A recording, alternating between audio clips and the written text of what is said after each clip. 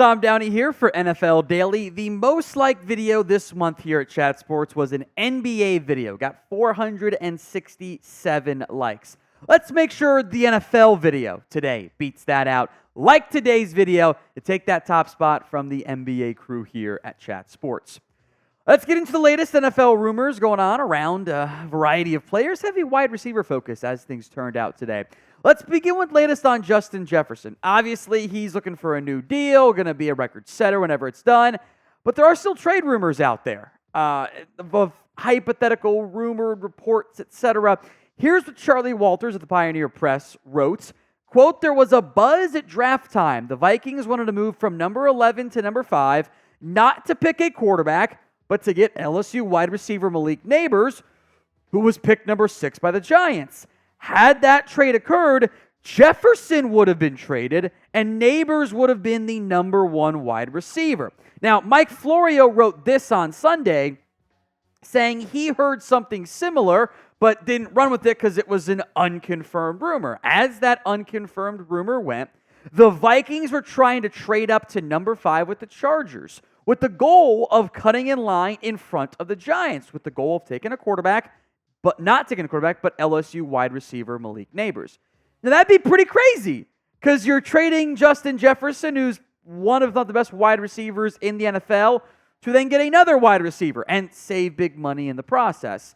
That would, if true, and we'll see if it is true or not, that would in theory keep the door open to, hey, maybe Minnesota could trade Justin Jefferson. At this point, it would be really weird. And for me, I do have my doubts about this rumor report. Because, okay, you're trading Justin Jefferson, you're getting that pick at number 6, you're taking a wide receiver. What are you doing with the other first-round pick? Are you still going to hope that J.J. McCarthy falls to you? Like, trading up in the draft to get a receiver and sacrificing Jefferson still leaves well, then who's the quarterback, right? Like, what are you getting for Jefferson? Are you basically doing a one-for-one swap? Are you getting other assets back from the Chargers to get to 5 and moving Jefferson as part of the deal? Like, there's a lot of, when a report just doesn't have the nitty-gritty details, red flags go off for me, and red flags went off on that one in the end. So with Jefferson, as of now, and maybe this waits until July or August or into the first week of September, what should they do with Justin Jefferson? Do not answer if you are a team like a Bengals fan who wants to get Jefferson. What should the Vikings do for them, not for maybe your favorite team? T for trade him, P for pay, W for just wait and see what happens. It's the pinned comment on today's video. That ad comes on YouTube. Great. Take advantage of it and go vote. T, P, or W.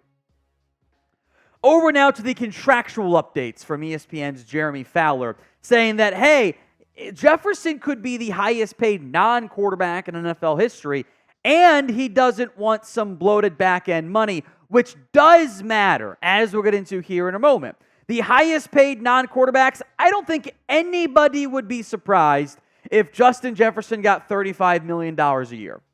It's a little bit more than A.J. Brown, beats out Nick Bosa, checks off that box for him. Now, what is noteworthy is that you've got guys like Nick Bosa, Chris Jones, the highest paid non-quarterbacks in the NFL, along with A.J. Brown. That is not how it plays out for the guaranteed money. And guaranteed money is always the big sticking point for players and agents, because you can have that Tyreek Hill deal, right, which was making $30 million a year. It was so backloaded with a giant final year figure. No receiver is actually in the top 5 highest paid quarterbacks of non-guaranteed money. In fact, A.J. Brown makes 84. That'd be the next highest one, and there's Penei Sewell makes more guaranteed money. So there's a big gap between the wide receiver guaranteed monies and the actual per year figures. And that's because a lot of these deals have kind of almost a fake 5th or 4th year in it, where they're just not going to get that money in the end. So that's why I always want to wait for the details, because sometimes the details can be a little bit different than what had been initially reported. Amon-Ra St. Brown's got $77 million guaranteed. He's like 3rd highest paid or 4th highest paid overall per year player. He barely cracks the top 10 of guaranteed money. Big differences there.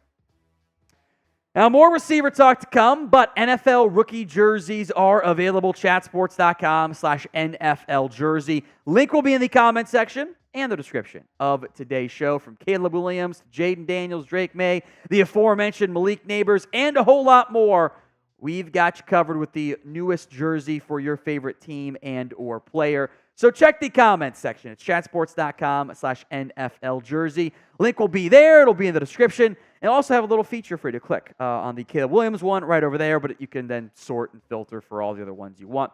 Chatsports.com/NFL jersey. Let's go to the latest on CeeDee Lamb. Lamb has skipped OTAs as he's looking for a big fat new contract that could very well end up being a record breaker when it's all said and done. Now, CeeDee Lamb on social media posted this on Instagram specifically the other day, saying, life comes with a price.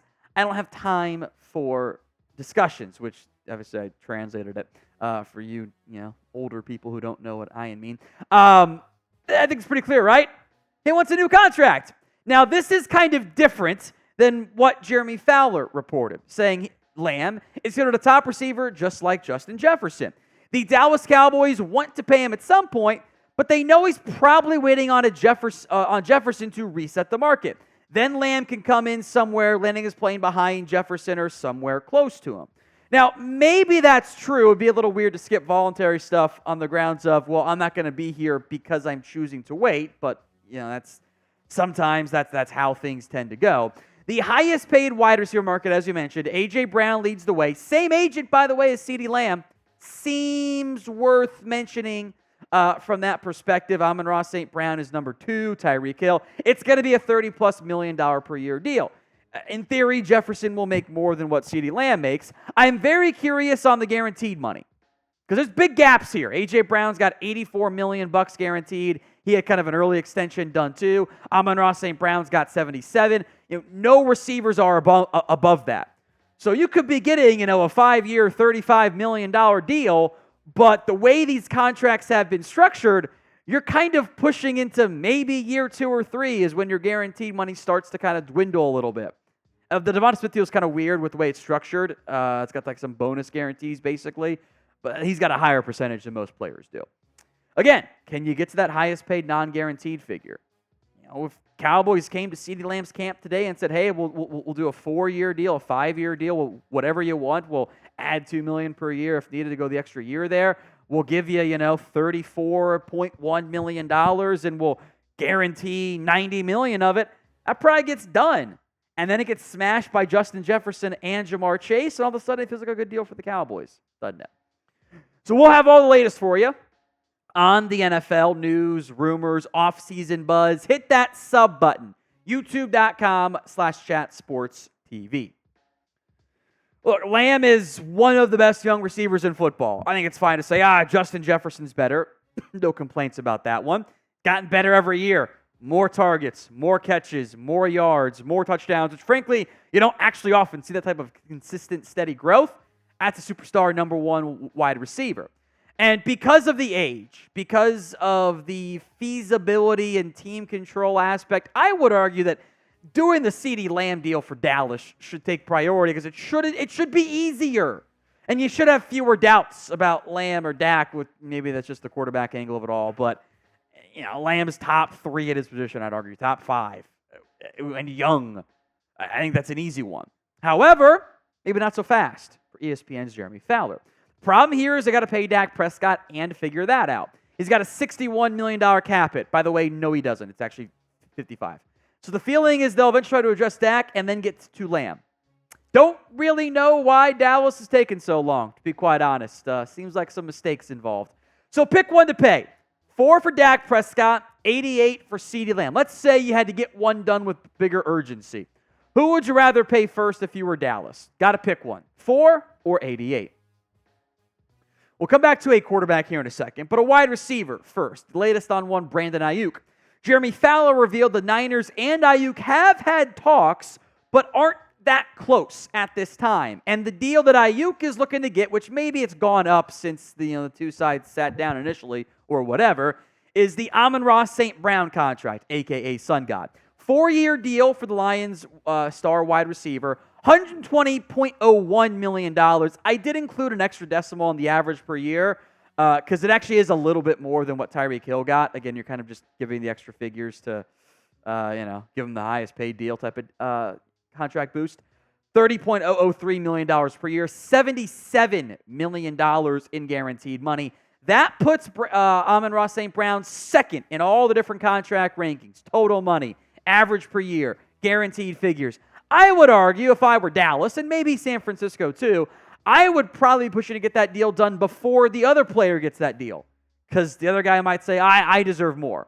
Now, if Aiyuk comes in under A.J. Brown, I think it's kind of a moot point for both players. The longer you wait, the more expensive stuff tends to get. So will the Niners get a deal done with Brandon Aiyuk? Will this be another September Nick Bosa-style contract? Y for yes, N for no in the comments. It is the summertime, or at least close to summer. That's Memorial Day. I think we'll count it. Contracts are a very popular talking point.